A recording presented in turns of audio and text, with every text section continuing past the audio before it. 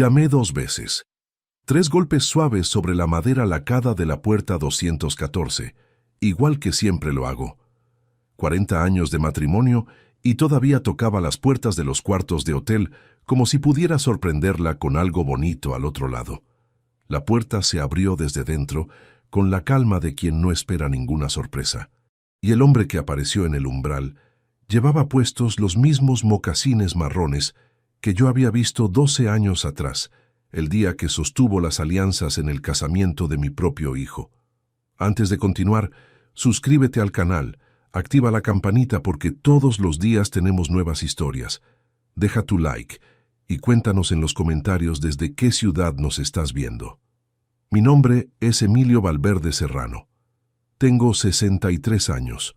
Durante casi 4 décadas trabajé como perito contable judicial en Zaragoza. Un oficio que te enseña, entre otras cosas, que los números no mienten jamás, aunque las personas lo hagan de manera constante y con una habilidad que a veces resulta difícil de admitir. Me jubilé hace 3 años con la sensación tranquila de quien ha cumplido con lo que se propuso. Una carrera construida laudo a laudo, una casa propia en el barrio de Las Fuentes, un hijo formado y un matrimonio que, según yo creía entonces, era de los que resisten el peso de los años sin romperse. Ese sábado de octubre salí de casa con 1 hora y cuarto de antelación. Amparo pensaba que yo llegaría al hotel a las 7 de la tarde, como habíamos quedado, pero yo quería estar antes. Quería tener el cuarto preparado, pedir que subieran un ramo de flores, dejar una nota escrita a mano sobre la almohada con algo que llevaba días pensando cómo decirle. Cosas pequeñas, quizás torpes para alguien de mi edad, pero yo siempre he creído que los detalles son los que distinguen a un hombre que todavía ama de uno, que simplemente ocupa espacio en una casa. El trayecto desde Las Fuentes hasta el casco histórico me llevó 20 minutos en coche. Aparqué en un garaje de la calle del Coso y caminé los últimos 200 metros a pie, con el abrigo gris que Amparo me había regalado el invierno anterior. Hacía ese frío seco de octubre que en Zaragoza no avisa, un frío que entra por el cuello de la camisa y se instala en el pecho antes de que uno haya tenido tiempo de abrir el abrigo.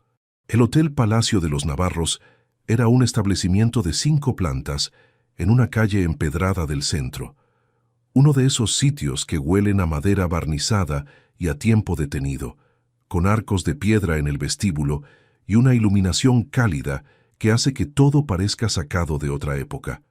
Amparo lo había elegido ella misma, con una ilusión que me pareció genuina, casi conmovedora, cuando me lo mostró en el ordenador 3 meses antes. Quiero algo especial, Emilio. 40 años no se celebran en cualquier sitio. Yo le dije que sí a todo, como siempre.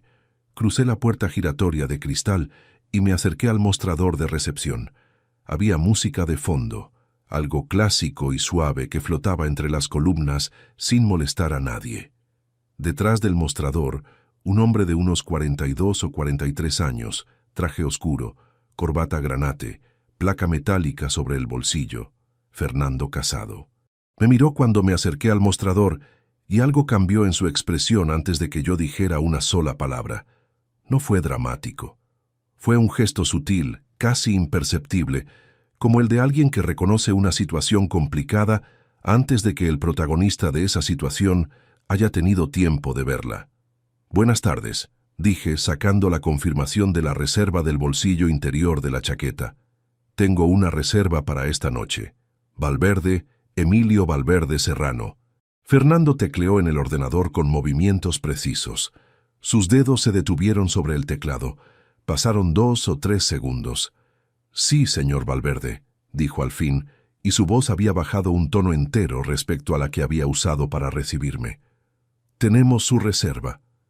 Hizo una pausa que duró más de lo que cualquier protocolo hotelero habría justificado. Volvió a mirarme.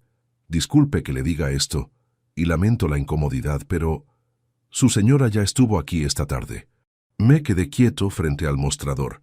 «¿Cómo dice?» Fernando sostuvo mi mirada. «Su señora estuvo aquí hace aproximadamente 2 horas. Realizó el check-in anticipado». Otra pausa.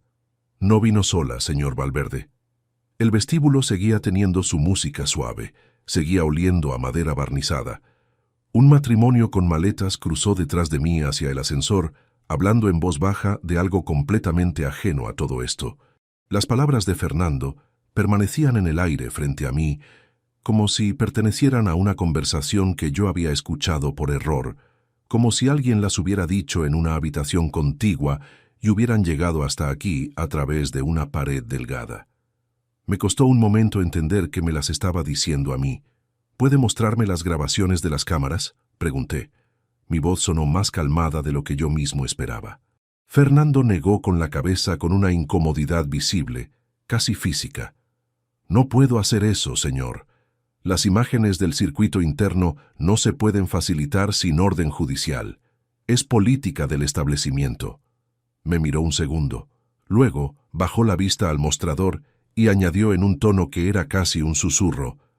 Lo que sí puedo decirle es que la habitación es la 214. No recuerdo haber tomado ninguna decisión consciente. Guardé la confirmación en el bolsillo.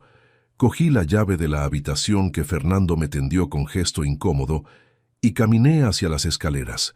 No hacia el ascensor. Las escaleras. Necesitaba los segundos que dan los peldaños cuando uno no sabe todavía lo que va a encontrar arriba.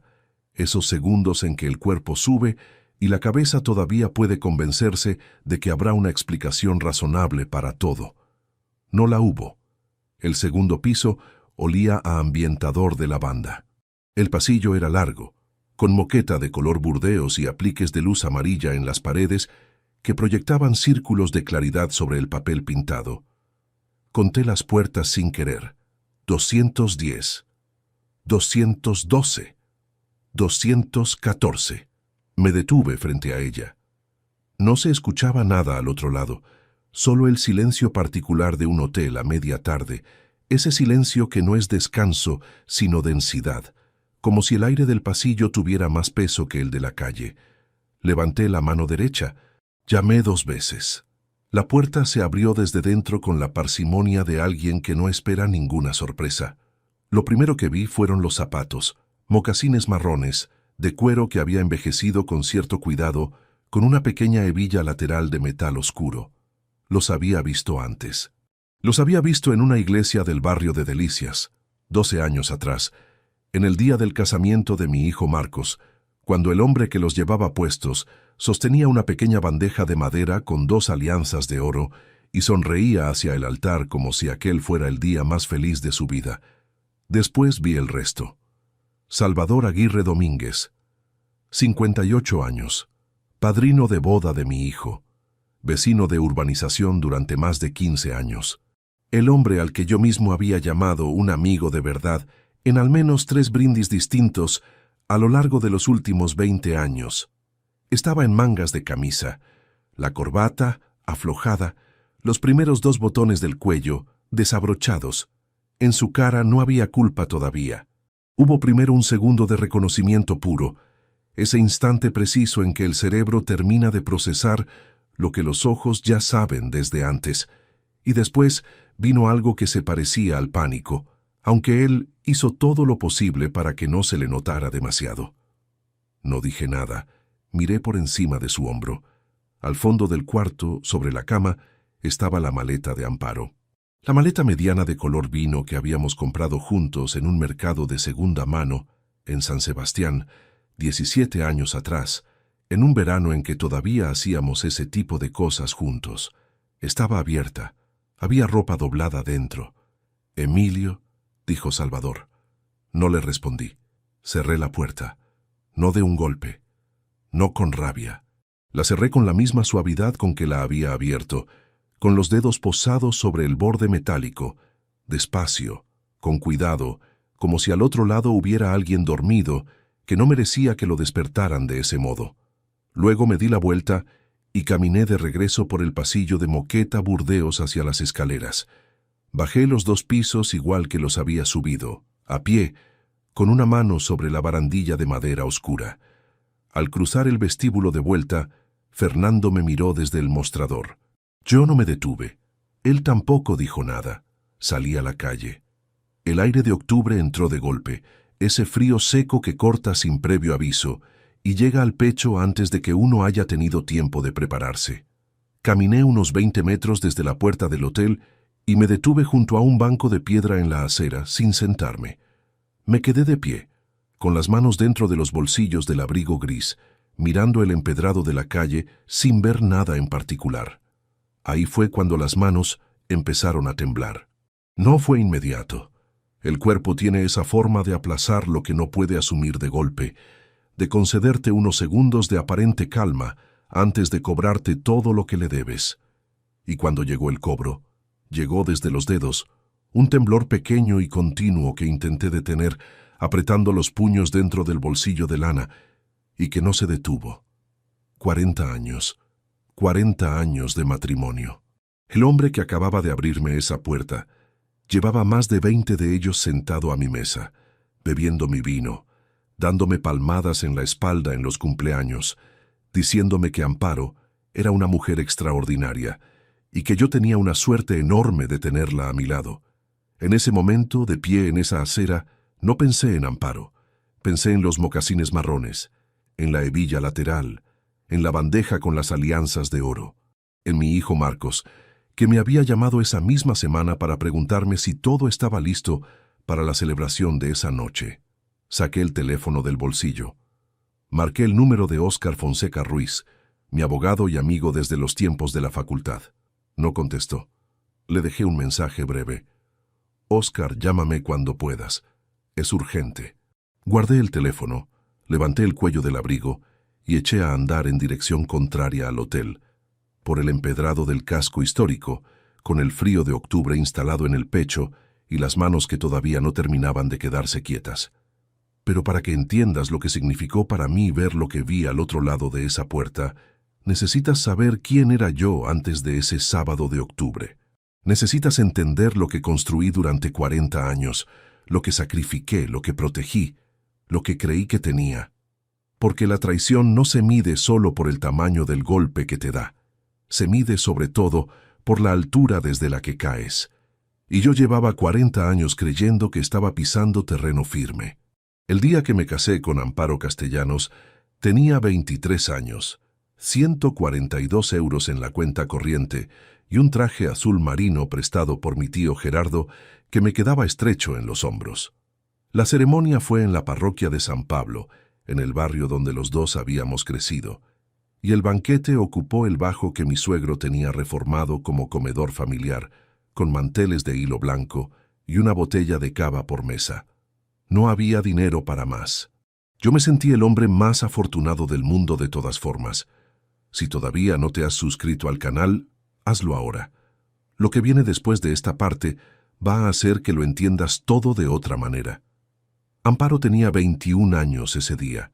Llevaba un vestido de seda color marfil que su madre le había cosido a mano durante 3 meses, con una hilera de pequeños botones en la espalda que tardamos 20 minutos en abrochar entre los dos en la sacristía, riendo como idiotas mientras el sacerdote esperaba al otro lado de la puerta. Ese recuerdo, esa risa de sacristía, fue durante 40 años una de las primeras imágenes que me venían a la mente cuando alguien me preguntaba qué era para mí el matrimonio. Era hija de un carpintero del barrio de la Magdalena y de una mujer que vendía pasteles 3 días por semana en un puesto del mercado de Lanuza. Había crecido con lo justo, como yo, en una de esas familias donde el dinero se cuenta en voz baja y los abrigos pasan de un hermano al siguiente sin que nadie diga nada. Eso nos hacía parecidos. Entendíamos las mismas cosas sin necesidad de explicarlas, y hay una comodidad en eso que uno no aprecia del todo hasta que la pierde. Yo trabajaba por entonces como auxiliar administrativo en una asesoría fiscal del centro, ganando lo suficiente para comer bien y lo insuficiente para casi todo lo demás. Pero llevaba ya 2 años estudiando por las noches para el examen de perito contable judicial, sentado en la mesa de la cocina del piso de 48 metros que habíamos alquilado en la calle Contamina, con los apuntes extendidos bajo el flexo, mientras Amparo dormía en el cuarto con la puerta entornada. Ella nunca me pidió que apagara la luz antes de que terminara. Nunca me dijo que el ruido de los folios la despertaba, aunque sé que lo hacía. Tardé 3 años en aprobar. 3 convocatorias, 3 veranos de renuncias, 3 diciembres con la misma pregunta sin responder. La noche que salieron los resultados y vi mi nombre en la lista, fui al dormitorio pasadas las 11, encendí la luz sin avisar y se lo dije.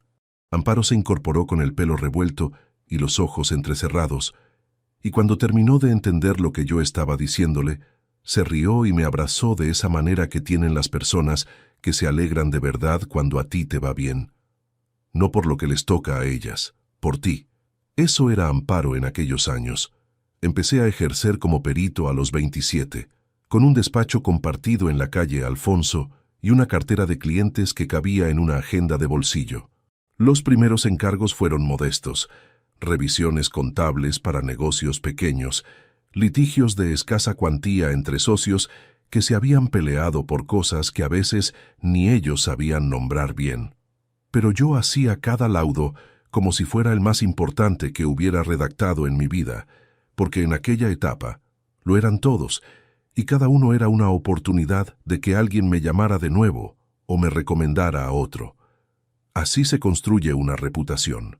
Con trabajo repetido, sin atajos, sin que nadie te regale nada. Amparo llevó la administración del despacho sin cobrar durante los 2 primeros años. Facturación, archivo, teléfono.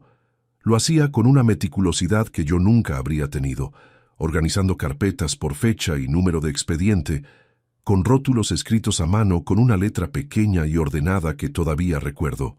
No lo hacía porque yo se lo hubiera pedido. Lo hacía porque entendía que construir algo desde cero lleva tiempo, y que el tiempo había que dárselo sin condiciones. Marcos nació 4 años después de la boda, un martes de marzo con Zaragoza cubierta de niebla, en el Hospital Universitario Miguel Servet. Pesó 3 kilos y 200 gramos. Lo tuve en brazos por primera vez en el pasillo de maternidad, envuelto en una manta verde de hospital, y me costó varios segundos entender que aquel bulto pequeño y rojizo era mi hijo, que era real, que iba a estar en casa cuando yo llegara todas las noches a partir de ese día. Amparo me miró desde la cama, con ese agotamiento que no se parece a ningún otro cansancio del mundo, y me dijo: «Ya somos 3, Emilio. Ya somos 3 de verdad». Nos mudamos a un piso más grande en el barrio de Las Fuentes, cuando Marcos empezó a gatear, y el de Contamina se quedó sin espacio ni para el cochecito. Años después, compramos ese mismo piso al propietario cuando nos ofreció la opción, con una hipoteca que tardamos 16 años en terminar de pagar. El día que firmé el último recibo en la ventanilla del banco, en una tarde de febrero con lluvia fina y poca gente en la calle, me quedé un momento quieto con el papel en la mano antes de guardarlo. Era el mismo papel de siempre, con el mismo formato de siempre, pero ese día pesaba diferente. Marcos creció en aquel piso, aprendió a leer en la mesa del comedor, hizo los deberes de la secundaria en la habitación que daba al patio, salió a su primera fiesta desde ese portal. Era un niño callado, más de escuchar que de hablar, con una inteligencia práctica que se manifestaba en cosas concretas. Nunca perdía nada, siempre sabía dónde había dejado cada objeto. Llevaba una pequeña libreta donde anotaba cosas que quería recordar.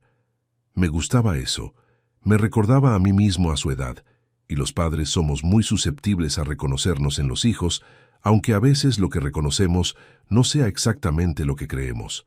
Fue a través de Marcos como Salvador Aguirre entró de manera definitiva en nuestra vida. Su hijo coincidió con el mío en el mismo curso del Colegio Sagrada Familia, y nos lo presentaron en una reunión de padres cuando Marcos tenía 9 años. Salvador era un hombre de complexión fuerte, risa fácil, y una manera de ocupar los espacios que hacía que las conversaciones a su alrededor nunca se volvieran incómodas. Trabajaba como representante comercial en una empresa de materiales de construcción, y vivía en una urbanización del extrarradio con su mujer, Pilar, y sus 2 hijos. Desde el primer encuentro, la conversación con él fluyó sin esfuerzo, sin esa tirantez de los primeros conocidos que dura demasiado. Con los años, la amistad fue tomando consistencia de forma natural. Venía a cenar 2 o 3 veces al año. Le gustaba el vino riojano y discutir de fútbol sin ponerse demasiado serio. Cuando su hijo y Marcos tomaron caminos distintos al acabar la secundaria, Salvador y yo seguimos viéndonos. Y cuando Marcos anunció que iba a casarse con Nuria, una chica de Huesca que había conocido estudiando administración de empresas, fue el propio Marcos quien le pidió a Salvador que fuera el padrino de boda. Yo lo celebré. Me pareció natural que así fuera. Nunca tuve razón para verlo de otra manera. Tengo una costumbre que llevo conmigo desde los primeros años de carrera, y que a estas alturas ya no distingo como hábito, sino como carácter. Nunca llego tarde a ningún sitio. Llegué antes a la primera vista pericial importante de mi vida, porque el tren de aquella mañana se retrasó 20 minutos y yo ya estaba en el andén con 45 de antelación. Llegué antes al hospital cuando Amparo rompió aguas, tanto antes que el médico de guardia me preguntó si había venido desde otra ciudad. Lo llevo en el cuerpo de una manera que no requiere esfuerzo. Sencillamente llegó antes, siempre, a todo. Me jubilé hace 3 años, en septiembre, después de 34 años como perito contable judicial. La despedida fue discreta, como yo había pedido. Una cena en un restaurante de Las Fuentes con Óscar Fonseca, mi abogado y amigo desde los tiempos de facultad, con 2 compañeros de los años del juzgado y con Amparo, que llegó con un ramo de flores amarillas y me dio un beso en la mejilla cuando me senté y me susurró al oído que estaba orgullosa de mí. Lo creí.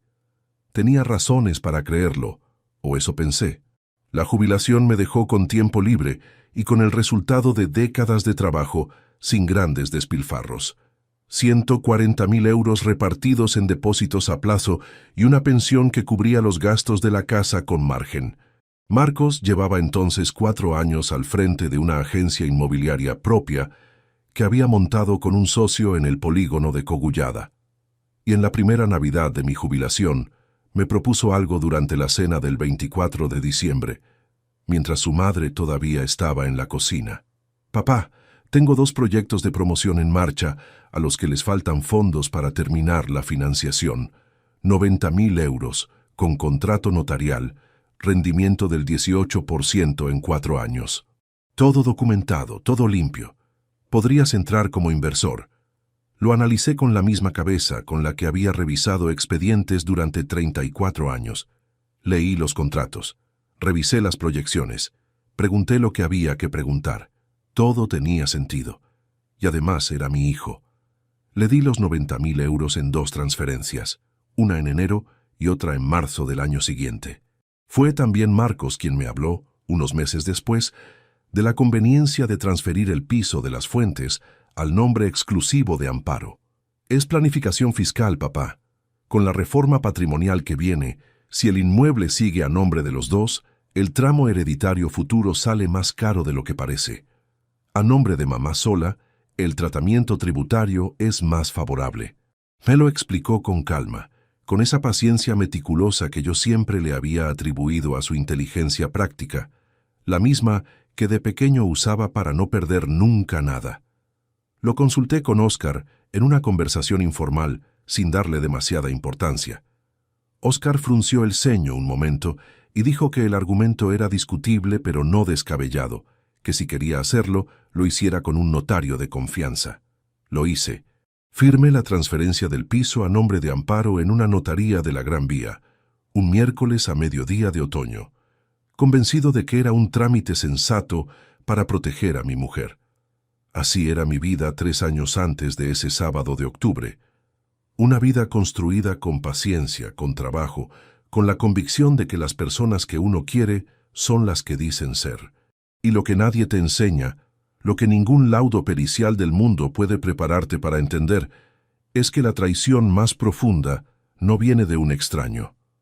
Viene de alguien que conoce el número exacto de botones de tu traje de boda, que sabe cuánto tiempo tardaste en aprobar el examen que cambió tu vida, que te ha visto llegar antes a cada sitio importante durante 40 años, y que usó precisamente eso en tu contra.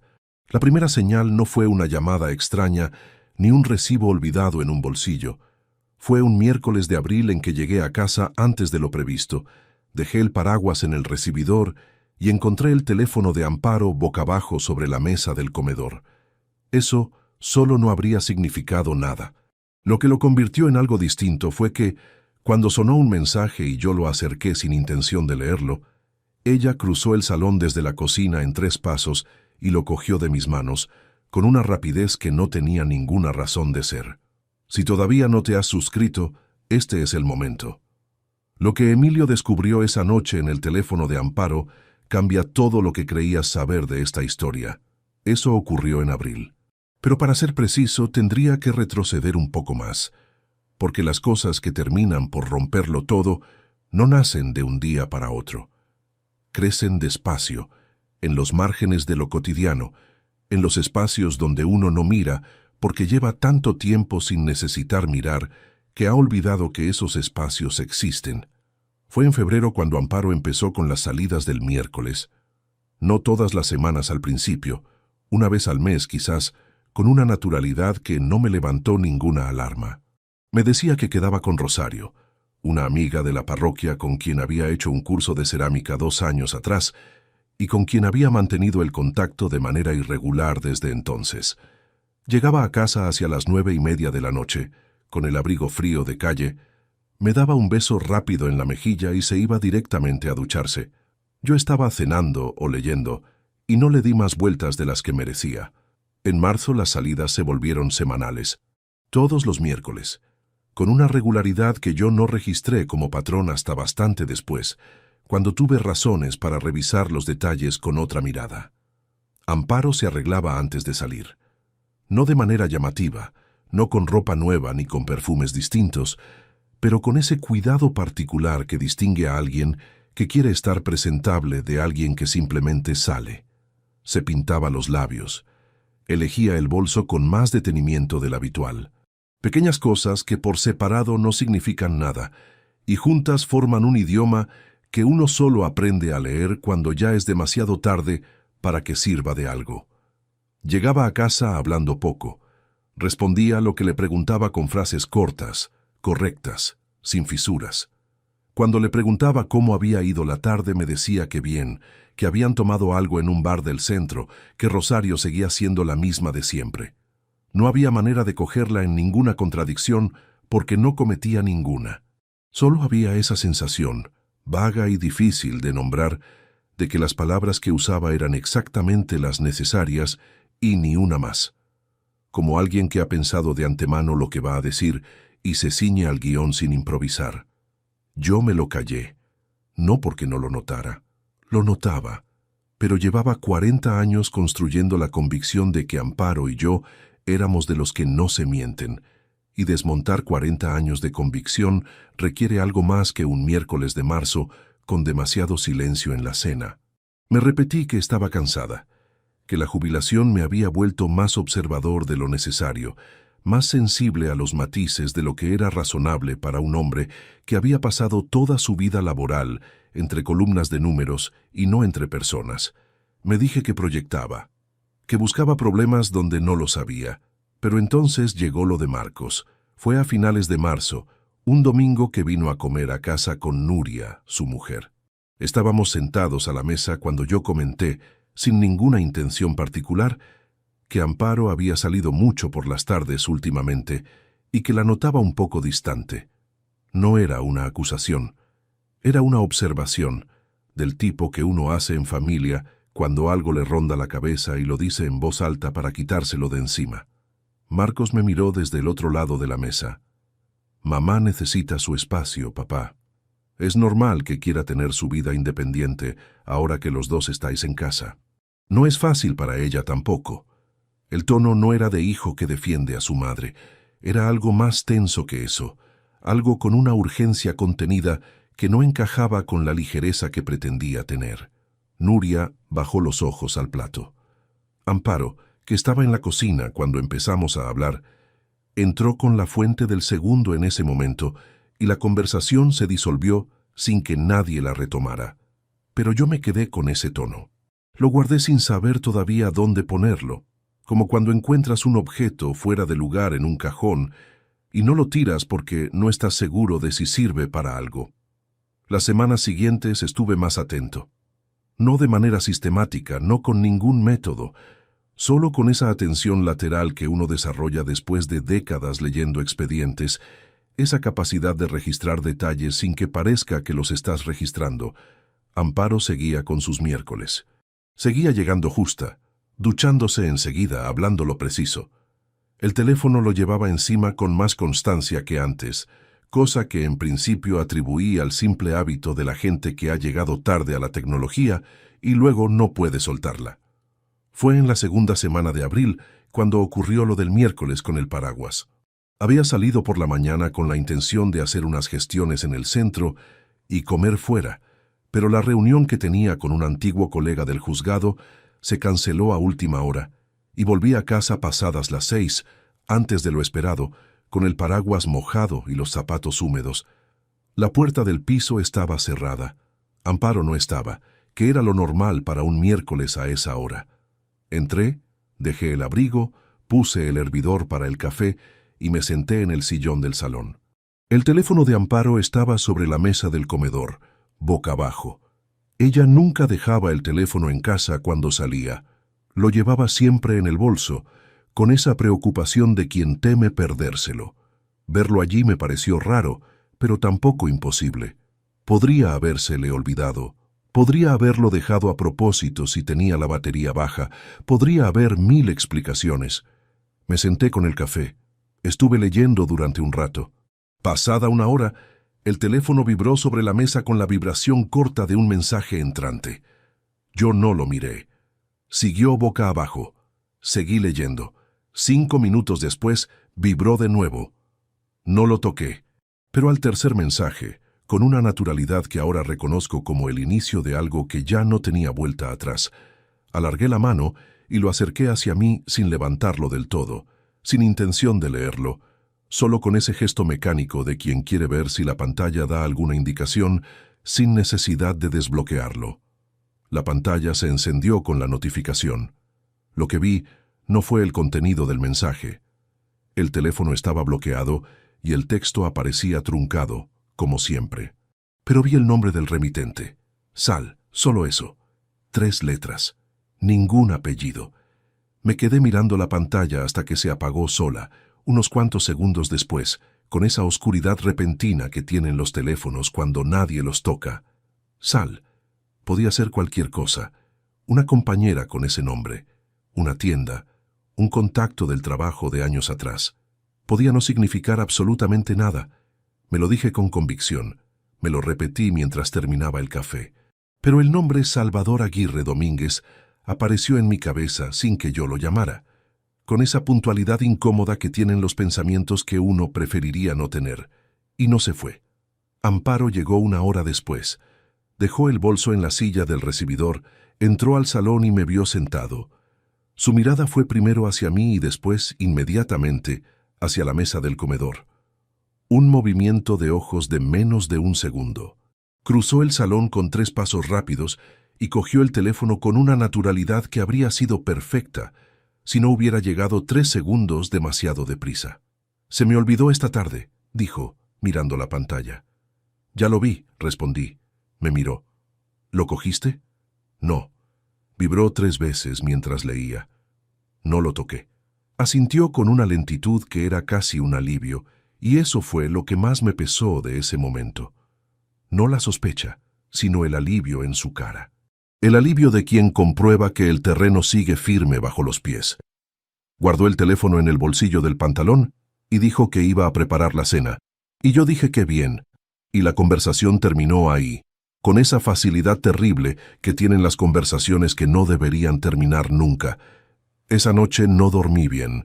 Me quedé en la oscuridad con los ojos abiertos, escuchando la respiración de Amparo a mi lado, que era lenta y profunda desde los 10 minutos de haberse acostado, y pensé en las 3 letras de la pantalla y en el paso apresurado de los 3 metros del salón a la mesa. Pensé en los miércoles, pensé en Marcos y en su tono de urgencia contenida del domingo anterior. Pensé en Salvador Aguirre y en los mocasines marrones y en las veces que los 3 habíamos estado sentados juntos en esta misma casa comiendo y hablando como personas que no tienen nada que esconderse. A las 2 de la mañana me levanté a beber agua. Pasé por delante del salón y vi la bolsa de Amparo colgada en la silla del recibidor, la misma donde la había dejado al llegar. El teléfono ya no estaba en su bolsillo. Debía de haberlo metido en la bolsa antes de acostarse. Me fui de vuelta a la cama. Me dije que no era nadie para hurgar en el teléfono de mi mujer. Me dije que tenía 63 años y que no iba a convertirme en el tipo de hombre que revisa los mensajes de su esposa como si no le tuviera confianza. Me dije que todo tenía una explicación razonable que yo estaba ignorando porque llevaba demasiadas semanas con demasiado tiempo libre y la cabeza acostumbrada a buscar irregularidades donde las hubiera. Me convencí de todo eso. O me convencí de que me lo creía, que no es exactamente lo mismo, porque hay una diferencia entre confiar en alguien y dejar de prestar atención. Yo había estado haciendo lo segundo durante meses y lo llamaba lo primero. Y esa noche, en la oscuridad del dormitorio, con la respiración tranquila de Amparo a mi lado y las 3 letras todavía presentes en algún rincón de la cabeza que no terminaba de vaciarse, tomé la única decisión que pude tomar sin romper nada todavía. Empecé a mirar. No a investigar, todavía no, pero sí a mirar de verdad, a registrar lo que tenía delante con los mismos ojos con que durante 34 años había leído columnas de números buscando el desvío que nadie más había encontrado. Porque si había algo que 3 décadas como perito me habían enseñado con una claridad que ninguna otra cosa podía darme, era esto. Cuando los números no cuadran, no es nunca por casualidad. Y algo en aquella casa llevaba semanas sin cuadrar. Vuelvo al sábado de octubre. Ahora que sabes quién era yo, quién era Amparo, y lo que había estado ocurriendo durante los meses anteriores, ese momento en el pasillo del segundo piso del Palacio de los Navarros merece algo más que lo que te conté al principio. Merece que te cuente los 3 segundos exactos entre el primer golpe en la puerta y el momento en que la vi abrirse, lo que hice después de bajar las escaleras. Y la noche entera, porque esa noche fue cuando empezó a construirse algo que todavía no tenía nombre, pero que ya no tenía vuelta atrás. Si todavía no te has suscrito al canal, este es el momento. Lo que sigue de aquí en adelante no lo vas a querer perderte. Cuando llamé a la puerta 214, una parte de mí todavía elaboraba explicaciones. El recepcionista Fernando se había equivocado de habitación. O había interpretado mal algo que tenía una lectura perfectamente inocente. O la persona que había entrado con Amparo era una prima, una conocida de la parroquia, alguien cuya existencia yo no había necesitado conocer. 40 años dan para muchas certezas, y una de las mías era que Amparo Castellanos no me haría esto. No después de todo lo que habíamos construido. No a mí. Llamé 2 veces. 3 golpes suaves sobre la madera lacada. Hubo un silencio de 2 segundos al otro lado de la puerta. Después el sonido de unos pasos sobre la moqueta interior, pausados, sin urgencia. Los pasos de alguien que no espera encontrar ninguna complicación al otro lado. El pomo giró. La puerta se abrió hacia adentro, con una lentitud completamente ordinaria. Y lo primero que entró en mi campo de visión fueron los zapatos. El cerebro tiene esa manera extraña de procesar el impacto en fragmentos, de negarse a asumir el conjunto de una vez y obligarte a ir pieza a pieza, como si la dosificación lo hiciera más soportable. Mocasines marrones. Cuero bien tratado, pero con años encima. Una hebilla lateral de metal oscuro, pequeña, discreta. Los había visto en una iglesia del barrio de Delicias 12 años atrás, en la primera fila del lado del novio, el día que Marcos se casó con Nuria. Los recordaba porque en ese momento había pensado que eran los zapatos de un hombre que sabe vestirse sin necesitar aparentarlo. Subí la vista. Pantalones de pinza gris marengo, cinturón de piel marrón oscuro, camisa blanca con los primeros 2 botones abiertos y la corbata aflojada, colgando con esa informalidad de quien lleva un rato sin necesitar mantener las apariencias. Y luego, el rostro. Salvador Aguirre Domínguez. La misma complexión fuerte de siempre. El pelo con algo más de gris que la última vez que lo había visto, 4 meses atrás, en una barbacoa de verano en su urbanización, donde había brindado conmigo con una cerveza fría y me había dicho que envejecer juntos tenía algo bueno que la gente joven no podía entender todavía. Tardó un segundo en reconocerme.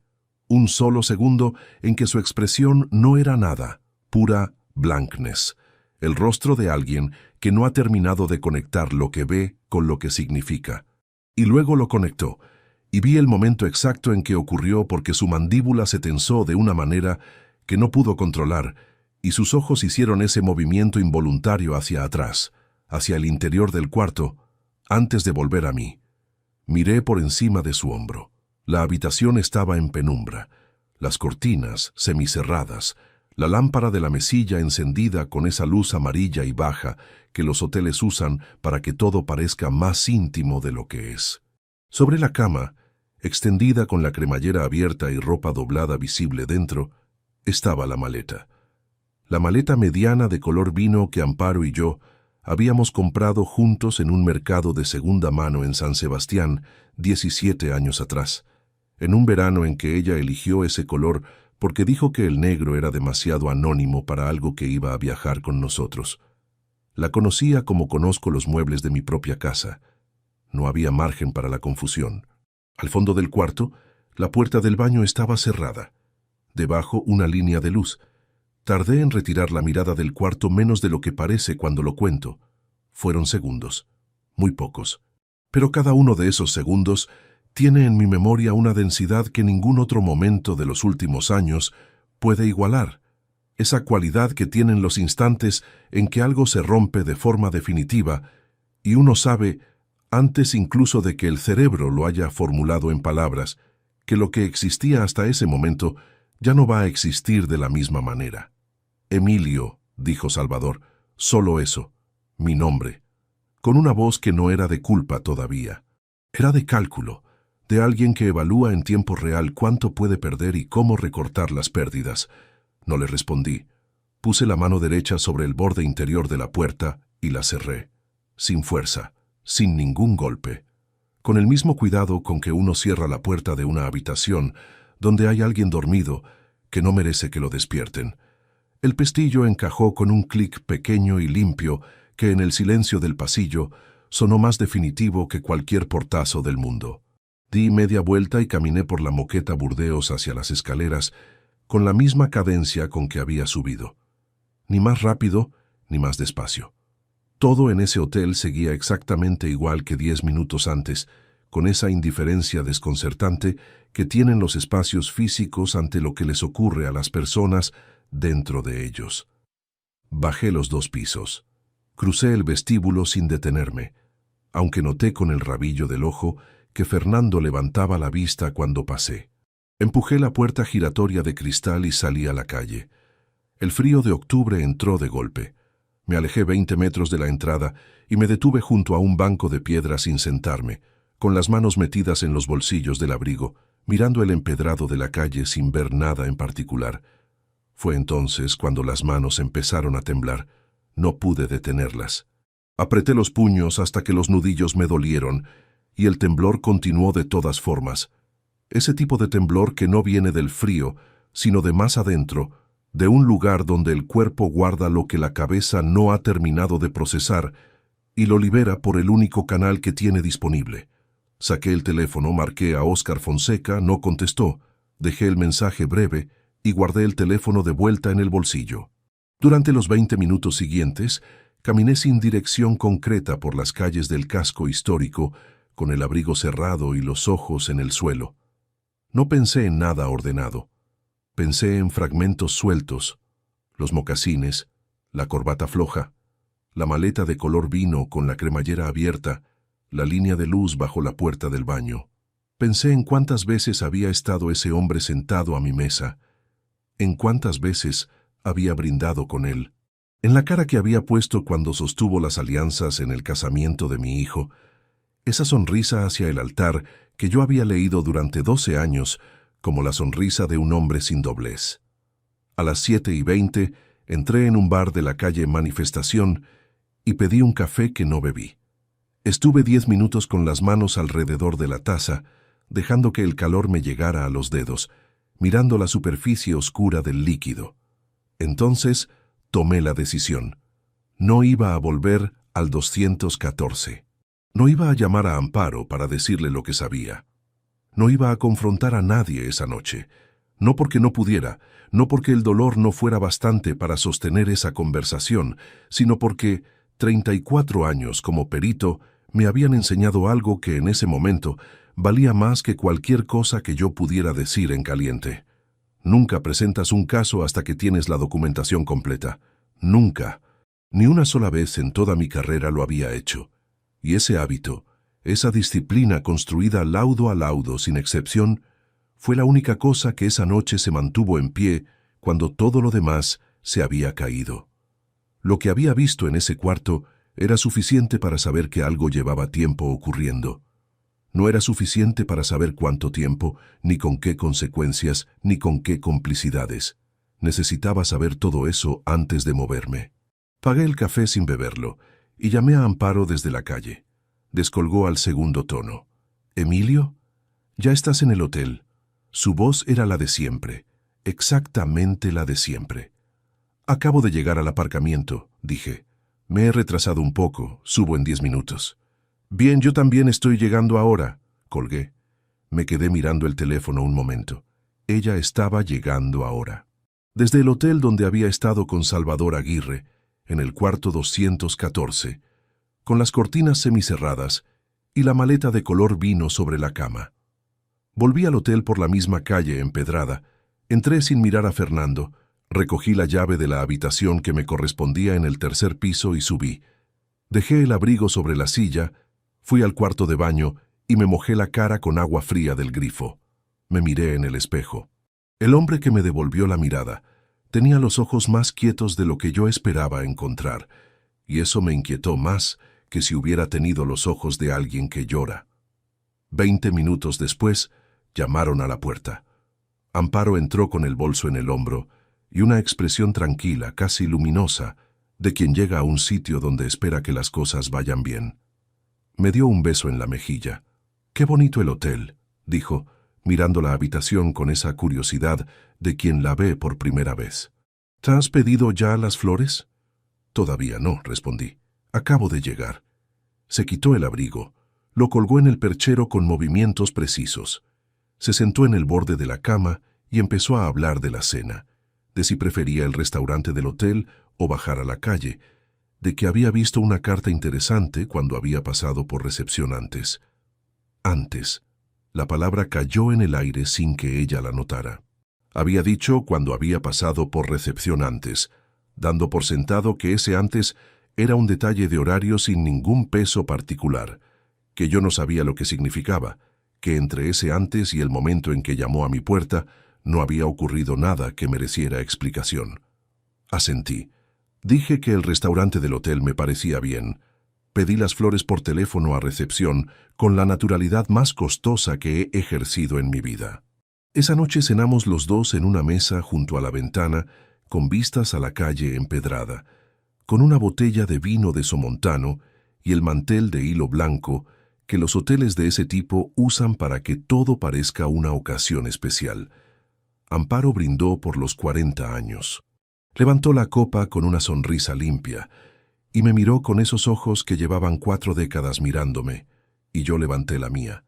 Y chocamos los bordes de cristal con un sonido suave y limpio que quedó flotando un momento sobre la mesa antes de disolverse en el aire.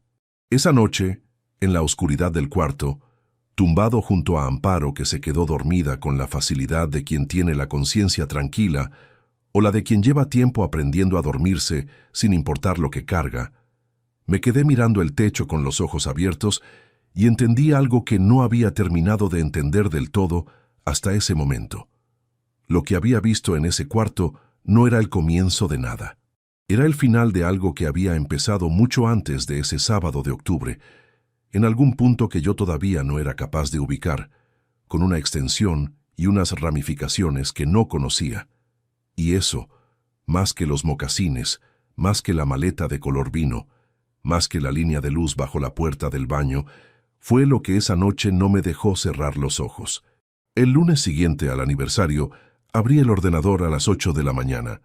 Descargué los extractos bancarios de los últimos 14 meses y encontré lo que un hombre sin 34 años de peritaje contable no habría sabido ver. 53 transferencias de entre 600 y 900 euros cada una, realizadas siempre en miércoles, siempre desde la cuenta corriente conjunta hacia una cuenta de destino que no reconocí de inmediato. Cuando sumé el total, el número que apareció en el papel fue 38.420 euros. Y entonces llamé a Óscar Fonseca. Si todavía no te has suscrito al canal, hazlo ahora.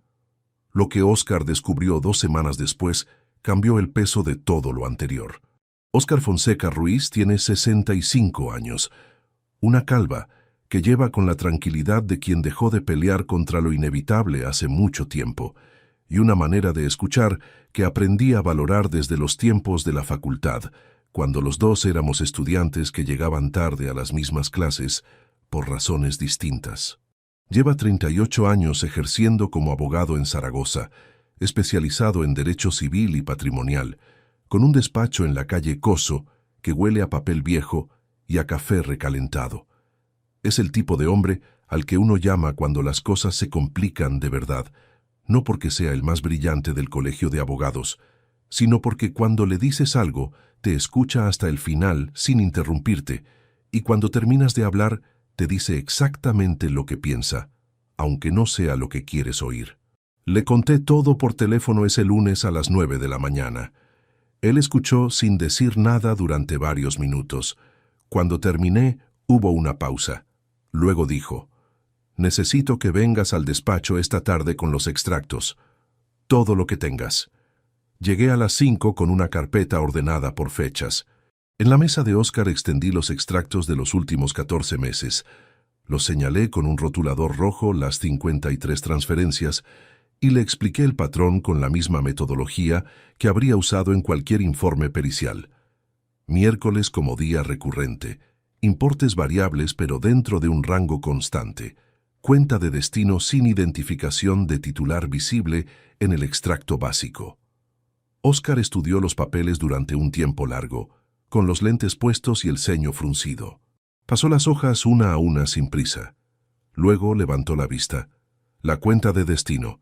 ¿La has identificado?» «Todavía no.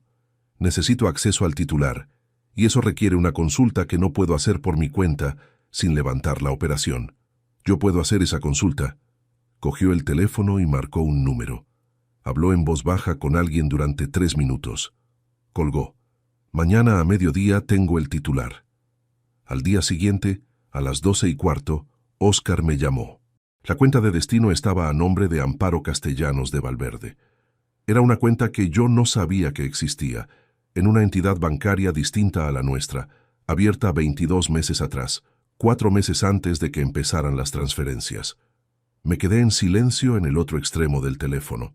«Emilio», dijo Óscar, «sigo aquí. Esto tiene una lectura muy concreta desde el punto de vista patrimonial. Alguien estaba construyendo una posición financiera independiente. Liquidez propia, fuera del alcance visible del matrimonio.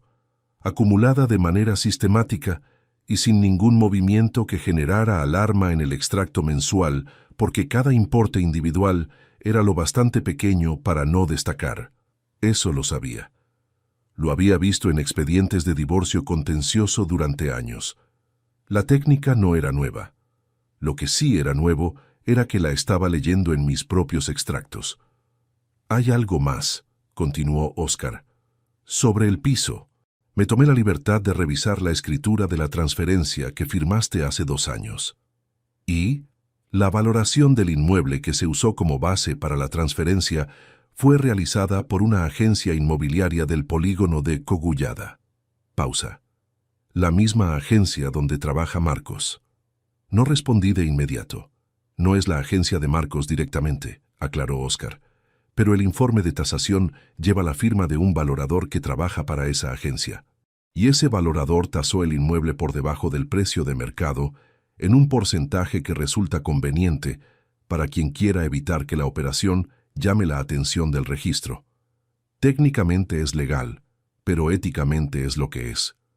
Colgué, fui al cuarto de baño del despacho de Óscar, abrí el grifo del agua fría y me quedé con las manos bajo el chorro durante unos 30 segundos, mirando el agua correr sobre mis nudillos. No porque sintiera rabia, o no solo por eso, sino porque necesitaba que alguna parte de mi cuerpo notara algo concreto y físico mientras el resto procesaba lo que acababa de escuchar. Marcos. Mi hijo había intervenido en la transferencia del piso, no de forma directa, no con su nombre en el documento, pero con la suficiente cercanía como para que la huella fuera visible si alguien sabía dónde mirar. Y yo sabía dónde mirar. Llevaba 34 años mirando exactamente ahí. Salí del baño y le dije a Óscar que necesitaba un investigador, alguien que pudiera documentar los movimientos de Amparo sin que ella lo supiera, con metodología que fuera admisible si llegábamos a un procedimiento contencioso. Óscar asintió y dijo que conocía a una persona de confianza. Rubén Medina Aguado, 47 años, ex policía municipal reconvertido en investigador privado, con licencia en regla y una discreción que Óscar garantizaba de manera personal. Rubén empezó a trabajar al día siguiente. Durante las 2 semanas siguientes, yo mantuve la vida de siempre. Me levantaba a la misma hora, desayunaba con Amparo, leía el periódico en el sillón del salón, salía a caminar por las mañanas y volvía a la hora del almuerzo. Hablaba con Amparo de las cosas que siempre hablábamos: la compra, el tiempo, alguna noticia que había visto en la televisión, los proyectos vagos de vacaciones que nunca terminaban de concretarse. Cada conversación era una actuación que me costaba más de lo que cualquier esfuerzo físico me había costado en décadas. Pero la sostuve, día a día, comida a comida, sin fisuras visibles. El miércoles siguiente, Amparo salió a las 6 de la tarde como siempre. Rubén la siguió desde el portal hasta un edificio de viviendas en el barrio del Arrabal, donde entró y permaneció durante 2 horas y 40 minutos antes de salir y coger el autobús de vuelta. El edificio estaba a nombre de un titular que Rubén identificó en 48 horas: Salvador Aguirre Domínguez, propietario de un apartamento en el 4º piso desde hacía 31 meses. 31. Óscar cruzó esa fecha con los registros que había podido obtener y confirmó lo que ya empezaba a tomar forma. El caso entre Amparo y Salvador no había comenzado con los miércoles de febrero. Había comenzado 26 meses atrás, cuando yo todavía iba al juzgado 3 días por semana y llegaba a casa con los expedientes bajo el brazo sin sospechar que el hombre al que había llamado amigo durante 20 años estaba construyendo algo en mis márgenes. Las transferencias, los 14 meses de liquidez acumulada, la tasación del piso con la firma de un valorador de la agencia de Marcos, el apartamento del Arrabal a nombre de Salvador, los miércoles, todo era parte de la misma arquitectura. No era un impulso, era un plan. Entonces llamé a Marcos. Le propuse comer juntos esa semana. Le dije que quería hablar de los contratos de inversión, que necesitaba revisar el estado de los 2 proyectos en los que había puesto los 90.000 euros, porque estaba pensando en reorganizar mi planificación financiera para los próximos años. Nada fuera de lo ordinario. Lo más normal del mundo que un padre inversor pida una actualización a su hijo sobre el estado de su dinero. Quedamos el jueves al mediodía en un restaurante de la avenida de Goya, uno que frecuentábamos desde que Marcos empezó a trabajar en la zona. Llegué antes, como siempre. Me senté de cara a la puerta. Marcos llegó 5 minutos después.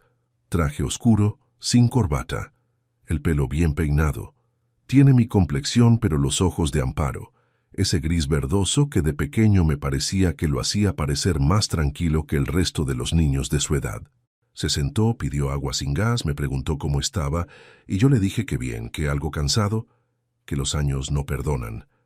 Durante los primeros 15 minutos hablamos de nada en particular. El tiempo, un partido de fútbol del fin de semana, Nuria y un proyecto de reforma que tenían en casa. Yo escuché, respondí, sonreí en los momentos en que tocaba sonreír. Luego, con la misma naturalidad con que habría pedido el postre, dije: necesito que me hagas un balance actualizado de los 2 proyectos. Quiero ver números reales, no proyecciones. ¿Cómo están las obras? ¿Qué porcentaje está ejecutado? ¿Cuándo entra el retorno estimado? Marcos me miró. Todo está en orden, papá. Ya sé que está en orden. Quiero los números. Te los mando esta semana. Bien. Pausa. Cogió el pan del centro de la mesa, lo partió sin apresuramiento. ¿Hay algo que te preocupe?, preguntó. No. Solo quiero tener los papeles actualizados. A mi edad uno empieza a pensar en estas cosas con más cuidado. Marcos asintió con esa calma suya que en otro momento habría leído como madurez, y que ese día leí como otra cosa.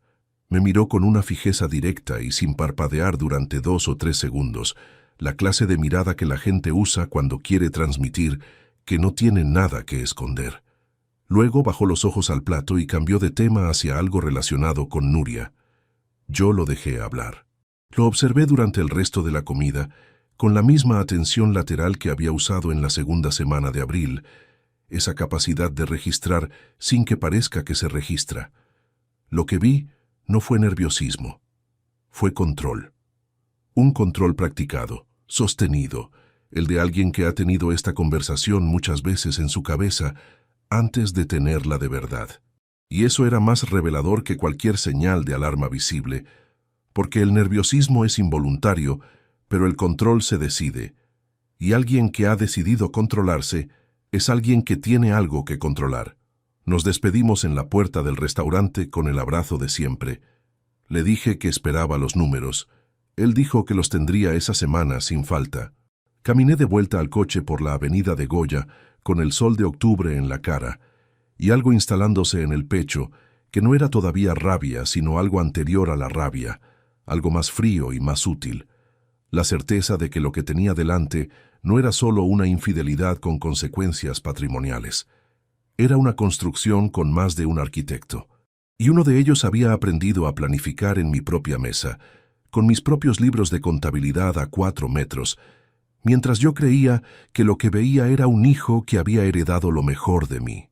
Óscar me llamó esa misma tarde. Había encontrado algo más. El contrato de transferencia del piso, el firmado 2 años atrás en la notaría de la Gran Vía, llevaba una cláusula de testimonio con 3 firmas de validación. La primera era mía. La segunda era de Amparo. La tercera, en la línea que en ese tipo de documentos ocupa el testigo instrumental, era de Marcos Valverde Castellanos. Mi hijo había firmado como testigo de la transferencia del piso al nombre de su madre, 3 meses antes del aniversario de 40 años. «Emilio», dijo Óscar desde el otro extremo del teléfono, «esto ya no es solo un divorcio, esto es un plan coordinado con al menos 2 participantes activos y un tercero con pleno conocimiento. Y lo peor de todo es que todavía no sabemos cuándo pensaban ejecutarlo». Lo sabía, lo habían pensado ejecutar en el aniversario. Amparo habría pedido el divorcio con el piso ya en su nombre, con 38.000 euros limpios en una cuenta que yo no conocía, con Salvador Aguirre esperando en su apartamento del Arrabal y con mi propio hijo como testigo legal de la operación que habría dejado al viejo sin el techo bajo el que había vivido 40 años. Guardé el teléfono en el bolsillo del abrigo. El sol de octubre seguía dando en la cara desde el mismo ángulo de antes. Todo eso me lo habían hecho con una paciencia y una frialdad que, si hubiera sido el trabajo de un desconocido, habría admirado como profesional. Pero no era el trabajo de un desconocido, y eso cambiaba absolutamente todo. Hay una noche de esa semana que no le he contado a nadie hasta ahora. Una noche en que me senté en el sillón del salón a las 3 de la madrugada, con la carpeta de documentos sobre las rodillas y las luces apagadas, y estuve a punto de levantarme, ir al dormitorio, encender la luz y decirle a Amparo todo lo que sabía. No por rabia, por agotamiento, porque cargar un secreto de esa magnitud en silencio, durmiendo cada noche a 30 centímetros de la persona que lo originó, tiene un peso físico que nadie que no lo haya vivido puede entender del todo. Si aún no te has suscrito, hazlo ahora. Lo que Emilio encontró en sí mismo esa noche es lo que hace que todo lo que viene después tenga el peso que tiene. No me levanté. Me quedé en el sillón con la carpeta sobre las rodillas y las manos quietas encima, mirando la oscuridad del salón donde habíamos vivido 40 años, y dejé que el agotamiento pasara como pasa una tormenta corta de verano, con mucho ruido al principio y luego nada, solo el aire limpio que deja detrás y el silencio que le sigue. Pero antes de que pasara, antes de que el agotamiento se diera y yo volviera a ser el hombre que tenía un plan y la disciplina para sostenerlo, pasé por algo que no había esperado encontrar en esa noche. Recordé Salamanca. No sé por qué fue Salamanca. Podría haber sido cualquier otro recuerdo de los 40 años que teníamos, pero el que apareció sin que yo lo llamara fue ese. Un fin de semana de noviembre de hace 20 años, cuando Marcos tenía 16 y se quedó en casa de un amigo, y Amparo y yo cogimos el coche un viernes por la tarde y condujimos hasta Salamanca sin reserva de hotel ni ningún plan más concreto que alejarnos de Zaragoza 2 días. Paramos en el primer hostal decente que encontramos cerca de la plaza. Cenamos en un sitio sin pretensiones donde el vino costaba 4 euros la botella y estuvimos hasta la 1 de la madrugada hablando de cosas que no recordaban a las conversaciones que teníamos en casa, de lo que habíamos querido ser de jóvenes, de los años duros del principio, cuando el dinero no llegaba a fin de mes y ninguno de los dos lo decía en voz alta para no asustar al otro, de cómo nos imaginábamos a los 60, que entonces nos parecía una edad tan remota que daba casi risa pensarlo. Amparo había dicho esa noche algo que guardé sin saber que lo guardaba. Lo que más me gusta de ti, Emilio, es que siempre llegas antes. A todo. No sé si te das cuenta de lo que eso dice de un hombre. Me lo había dicho con una media sonrisa, con el vaso de vino barato en la mano, mirándome con esa atención completa que ella tenía cuando algo le parecía importante de verdad. Yo me había reído y le había dicho que era un defecto, que siempre acababa esperando en los sitios más incómodos del mundo. Ella había negado con la cabeza. Ese recuerdo, en la oscuridad del salón a las 3 de la madrugada, con la carpeta sobre las rodillas, me dolió de una manera que los documentos y las transferencias y los mocasines marrones no me habían dolido, porque los documentos hablan de lo que alguien hizo.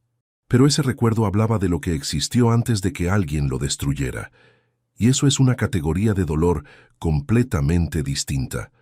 Debo decir algo que no le he dicho a nadie, ni siquiera a Óscar. Durante esa semana, mientras mantenía la vida de siempre y esperaba los informes de Rubén y cruzaba fechas con Óscar, hubo momentos en que me pregunté si yo había contribuido a construir el vacío que alguien más había llenado después. No como excusa para lo que habían hecho. No hay excusa para eso, pero con la honestidad que le debes a una situación cuando ya no hay nada que proteger, excepto la verdad. Trabajé demasiado. Lo sé. Hubo años en que llegaba a casa con el maletín cargado de expedientes y Amparo ya estaba durmiendo, y yo me instalaba en la mesa de la cocina hasta medianoche, porque el laudo del jueves no podía esperar. Hubo veranos que recortamos porque había un proceso importante en septiembre.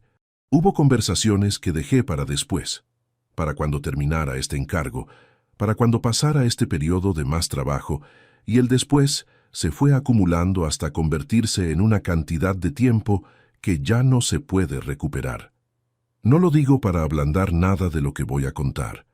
Lo digo porque sería muy cómodo presentarme como el hombre que no hizo nada malo en 40 años, y eso no es lo que soy.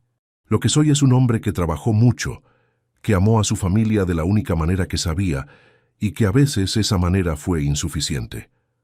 Pero también soy un hombre al que su mujer miró a los ojos 20 años atrás en una mesa de hostal salmantino y le dijo que llegaba antes a todo. Y ese hombre no merece que le roben el techo de su casa con la firma de su propio hijo como testigo. Eso lo tenía claro esa noche. Y fue lo que me mantuvo en el sillón en lugar de levantarme a encender la luz del dormitorio. 2 días después fui al despacho de Marcos. No había avisado. Era un martes a media mañana, uno de esos días de noviembre en que Zaragoza amanece con niebla baja sobre el Ebro y tarda hasta las 12 en aclararse. Aparqué en el polígono de Cogullada y entré en la agencia sin llamar, como padre que visita a su hijo en el trabajo, algo que había hecho otras veces sin que tuviera ningún significado particular. Marcos estaba de pie junto a su mesa, de espaldas a la puerta, con el teléfono en la oreja y la mano libre apoyada en el alféizar de la ventana. Había una tensión en la postura que no era la de una llamada de trabajo ordinaria. Los hombros ligeramente levantados, el cuello rígido, la mano en el alféizar abierta y luego cerrada en puño sin que él pareciera notarlo. Me vio cuando se giró.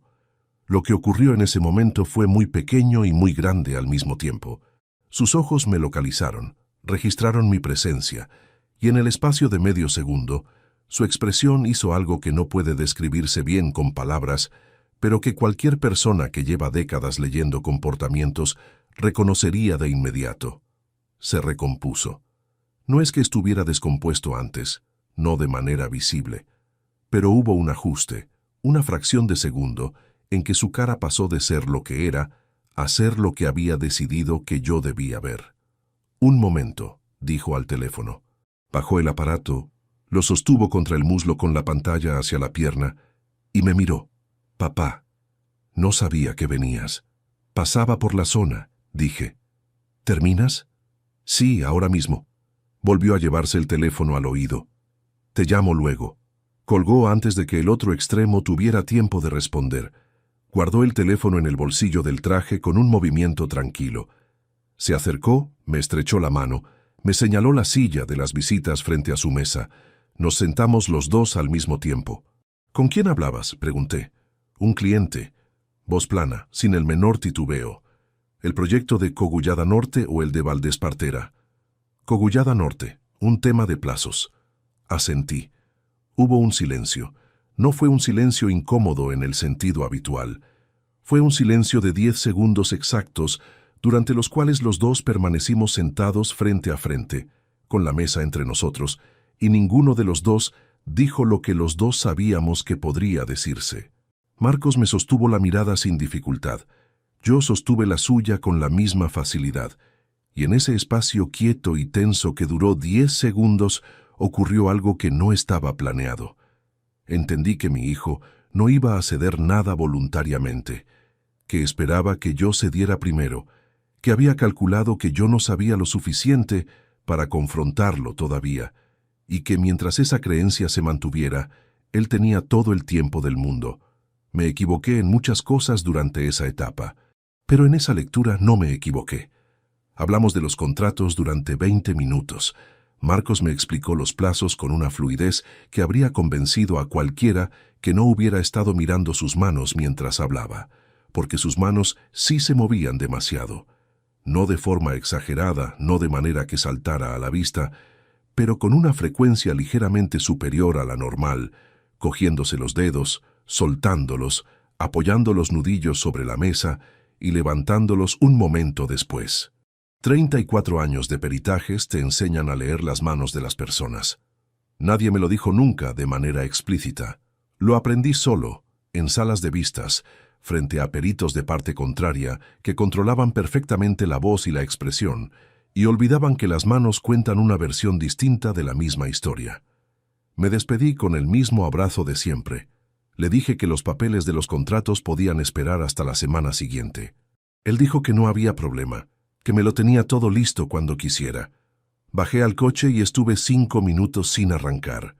Ese mismo martes, cuando llegué a casa al mediodía, Amparo estaba en la cocina preparando el almuerzo. El piso olía a ajo sofrito y a laurel. Ella me preguntó cómo había ido la mañana, y yo le dije que bien, que había pasado por el despacho de Marcos a ver cómo iban los proyectos.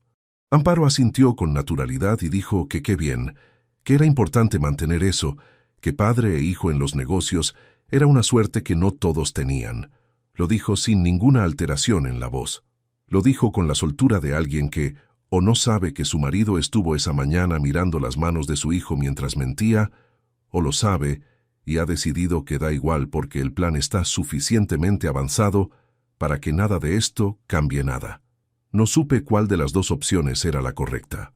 Me lavé las manos en el fregadero mientras ella removía la sartén, y por un momento, solo un momento, estuvimos los dos juntos en esa cocina de la manera en que habíamos estado miles de veces a lo largo de 40 años, con el olor del guiso llenando el espacio y la luz de noviembre entrando por la ventana que da al patio. Y esa normalidad fue lo más difícil de sostener de todo lo que sostuvo ese periodo, porque las traiciones grandes no ocurren en escenarios excepcionales. Ocurren en cocinas que huelen a laurel, a mediodía, con luz de noviembre y una sartén en el fuego. Esa noche, antes de acostarme, fui al estudio y saqué la carpeta de documentos del cajón donde la guardaba, detrás de los libros técnicos que ya nadie consultaba. La revisé una vez más. Extractos, informe de Rubén, notas de Óscar, copia de la escritura de transferencia del piso con las 3 firmas. Cerré la carpeta. La guardé de vuelta. Y tomé la decisión que había estado aplazando desde la noche del sillón. No había más tiempo para dudar, no había más espacio para el recuerdo de Salamanca, ni para las preguntas sobre lo que yo había hecho o dejado de hacer. Eso era territorio del pasado, y el pasado no necesitaba más horas de las que ya le había dado. Lo que necesitaba atención era lo que venía, y lo que venía requería que yo fuera exactamente el hombre que había llegado antes a todo durante 63 años. No por rabia, eso es lo que quiero que entiendas, sino por algo mucho más simple y mucho más sólido que la rabia. Porque 40 años de trabajo honesto y una casa comprada laudo a laudo no le pertenecen a quien los usó de trampolín. Le pertenecen a quien los construyó. Y yo los había construido. Óscar me llamó un jueves a las 6 de la tarde para decirme que Rubén había terminado el informe completo y que necesitaba que fuera al despacho esa misma noche, porque lo que tenía sobre la mesa no era algo para comentar por teléfono. Llegué a las 7 menos cuarto. Él ya había preparado café y había extendido sobre la mesa 3 carpetas ordenadas por fechas. Me senté, cogí la primera y leí durante 20 minutos sin decir nada. Cuando terminé la tercera, levanté la vista y Óscar me estaba mirando con esa expresión suya de quien ya ha procesado las malas noticias y está esperando a que el otro las alcance. Si todavía no te has suscrito al canal, hazlo ahora. Lo que hay en esas 3 carpetas es lo que convierte esta historia en lo que es. Rubén había documentado 22 encuentros en el apartamento del Arrabal a lo largo de 4 semanas de seguimiento. 22. Siempre entre semana, siempre por las tardes, con una regularidad que hablaba no de un arrebato tardío, sino de una vida paralela construida con la misma meticulosidad con que uno construye cualquier otra cosa que quiere que dure. Las fotografías eran nítidas y con fecha y hora impresas en el margen. Amparo entrando al portal. Amparo saliendo 2 horas después, en ocasiones 3. En una de ellas llevaba una bolsa de tela con el logo de una tienda de alimentación del barrio, como quien hace la compra en un sitio donde ya es conocida, como quien lleva suficiente tiempo yendo a un lugar para haber encontrado la tienda de la esquina. 26 meses. Óscar lo había cruzado con los registros de llamadas que Rubén había podido obtener por métodos que prefiero no detallar aquí, y la primera comunicación documentada entre el teléfono de Amparo y el de Salvador databa de 22 meses atrás. Pero había algo más en la carpeta del medio que lo retrasaba 4 meses más. Una transferencia de 500 euros desde la cuenta nueva de Amparo hacia una cuenta que Rubén identificó como asociada a gastos del apartamento del Arrabal, realizada 26 meses atrás, en el mismo mes en que yo todavía iba al juzgado 3 días por semana con los expedientes bajo el brazo. 26 meses, mientras yo terminaba mi carrera, mientras yo firmaba los últimos laudos de 34 años de trabajo, mientras pensaba que lo que tenía en casa era sólido. La tercera carpeta era la que Óscar había preparado él mismo con toda la documentación patrimonial. Extractos, copia de la escritura de transferencia del piso, el informe de tasación con la firma del valorador de la agencia de Marcos, la cláusula de testimonio con las 3 firmas. Y al final, una hoja con su letra de abogado ordenado. Una línea de tiempo que iba desde los 26 meses atrás hasta el sábado de octubre del hotel, con cada evento en su lugar, con cada pieza conectada a la siguiente con la precisión de un esquema que uno de mis colegas del juzgado habría admirado si lo hubiera visto en un expediente ajeno. El plan era simple en su arquitectura y devastador en su detalle. Amparo pedía el divorcio una vez que el piso estuviera consolidado a su nombre, con la liquidez de los 38.000 euros en una cuenta que yo desconocía, y con Salvador esperando en el arrabal con un apartamento que ya era territorio familiar para ella. Marcos había actuado como facilitador técnico de la operación patrimonial, sin cuya participación la tasación irregular y la transferencia del piso no habrían podido ejecutarse con esa limpieza documental. No era un cómplice pasivo que había mirado hacia otro lado, era un participante activo que había puesto sus conocimientos del sector inmobiliario al servicio de dejar a su padre sin el techo que ese padre había pagado laudo a laudo durante 16 años de hipoteca. «¿Cuándo quieres hacer el confronto?», preguntó Óscar. Lo había pensado antes de llegar. «El lunes, en tu despacho. Solo Amparo». «¿No, Salvador?» «No. A Salvador no le debo ninguna explicación. El problema que tengo es con mi mujer y con los papeles que su nombre ensucia. Salvador es irrelevante para lo que viene». Óscar asintió. «¿Y Marcos?». Me quedé un momento en silencio. A Marcos lo veo antes, el sábado por la mañana, en su despacho. «¿Quieres que vaya contigo?». «No». Esa noche llegué a casa a las 9. Amparo estaba en el salón viendo la televisión con el volumen bajo, los pies recogidos bajo el cuerpo en el sillón, una taza de manzanilla en la mesita. Me preguntó si había cenado. Le dije que había comido algo en el despacho de Óscar. Ella asintió y volvió los ojos a la pantalla. Yo me fui a la cocina. Me serví un vaso de agua. Me apoyé en la encimera y bebí despacio mirando los azulejos de la pared que habíamos elegido juntos en una ferretería del centro hace 18 años. Un azul de Talavera que a Amparo le gustaba porque decía que daba luz al espacio. El viernes preparé los documentos que llevaría el lunes. No fue un trabajo largo.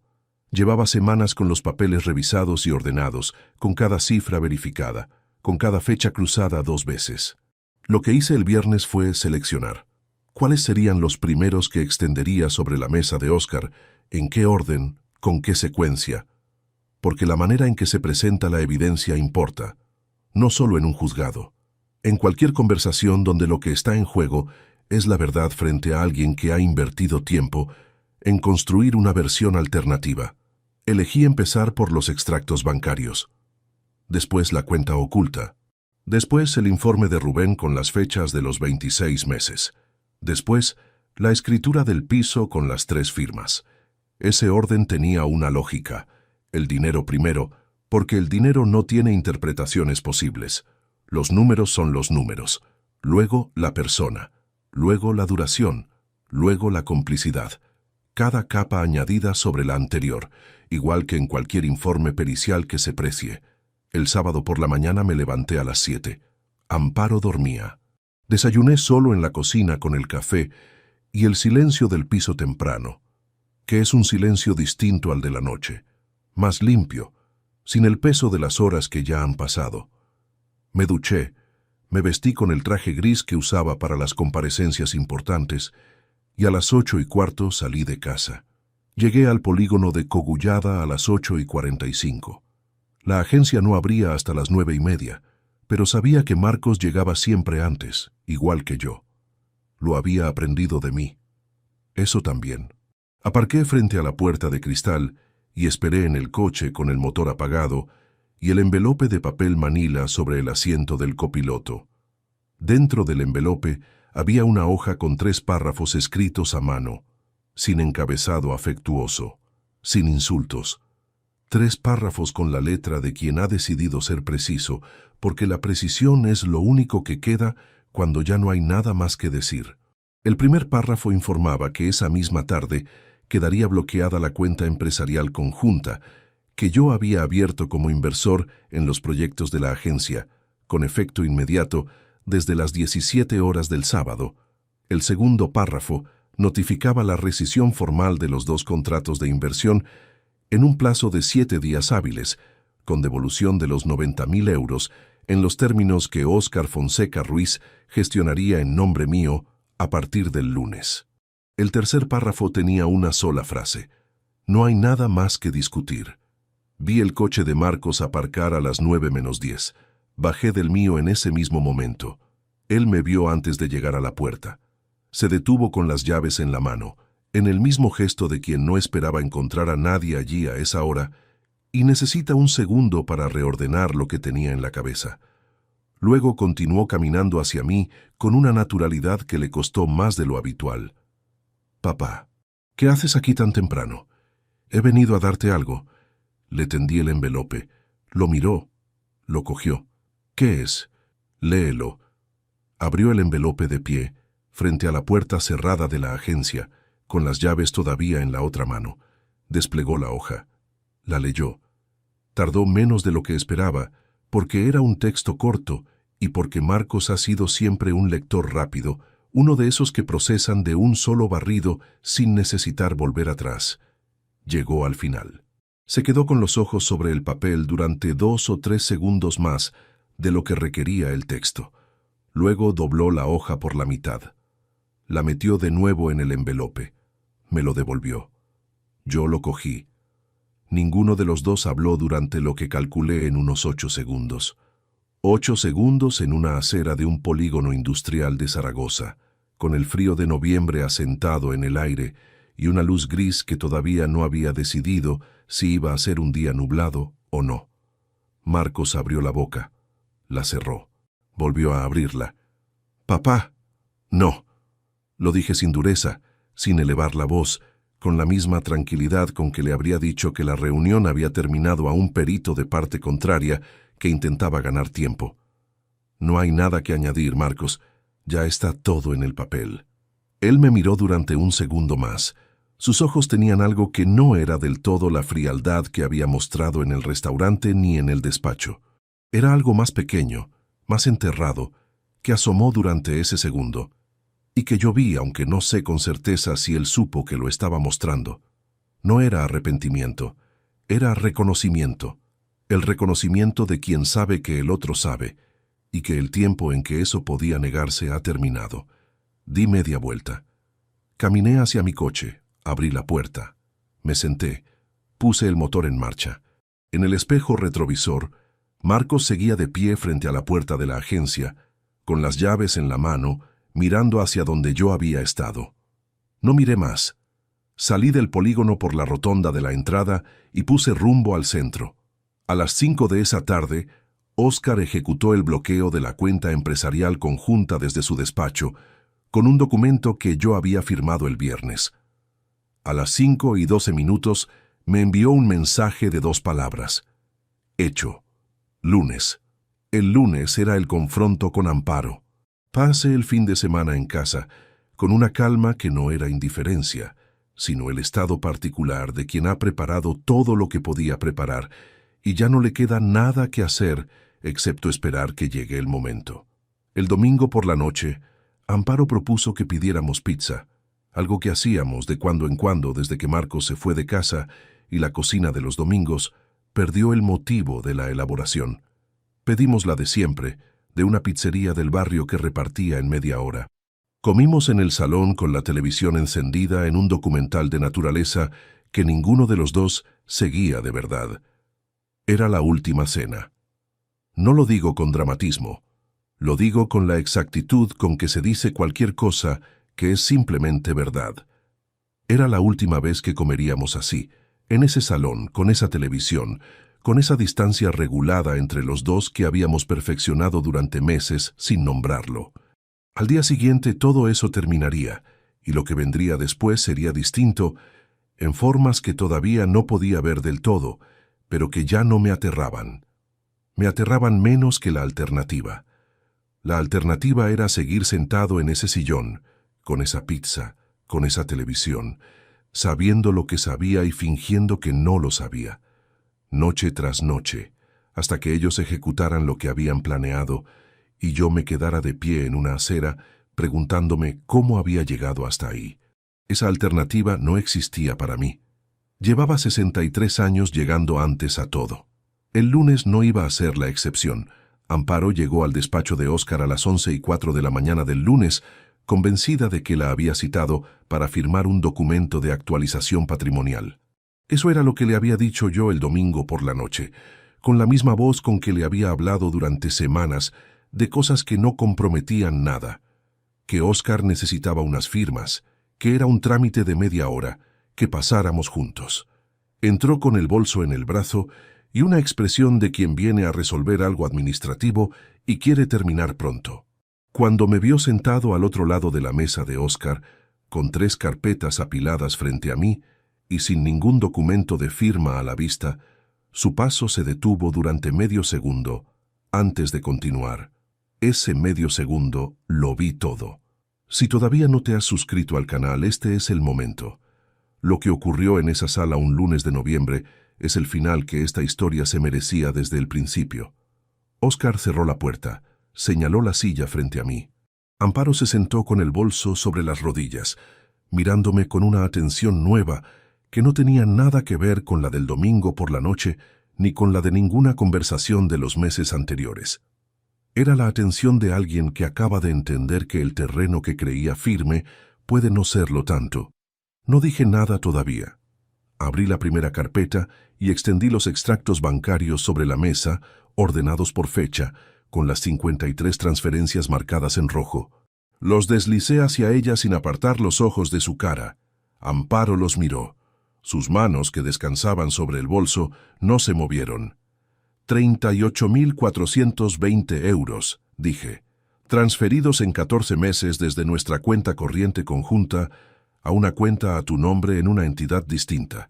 Siempre en miércoles, siempre entre 400 y 900 euros por operación, dentro de un rango diseñado para no activar ninguna alerta bancaria ordinaria.